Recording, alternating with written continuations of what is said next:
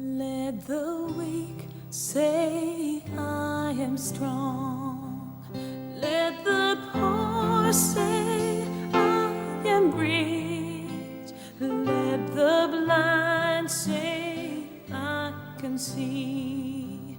It's what the Lord has done in me. Nitwa Hitimana Jean Pierre, nkaba narageze muri Pacte 2015. Najemo ndwaye impyiko, mbese impyiko zikomeye nyine, nararembye, nta kintu nkora, nta kintu nterura. Ngeze muri Pacte, abakozi b'Imana baransengera, hanyuma ndakira, numva meze neza. Rero nkaba nshimira Imana bwa Prophet Free Rwanda wazanye itorero mu Rwanda. Ubwo nyuma naje gusubira kwa muganga, barapima basanga za mpyiko ntazo ndwaye, narakize, meze neza. Hanyuma ndashimira Imana ku bwa Prophet Free Rwanda wazanye itorero mu Rwanda. Ndashimira Imana ku bw'abakozi b'Imana bo mu Rwanda basengeye mu itorero rya Impact Focus Ministries. Ndabashimira Imana, Imana ibahe umugisha.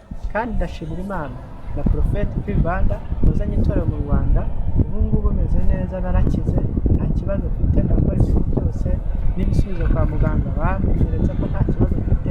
Ubu ndashimira Imana kuba ndi muzima. Byose ndabikesha Impact Focus Ministries yo mu Rwanda, Prophet yazanye mu Rwanda. Ndabishimira Imana. Shalom shalom.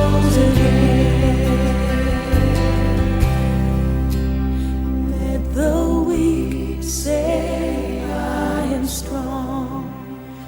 Let the poor say I am rich. Let the blind say I can see. Is what the Lord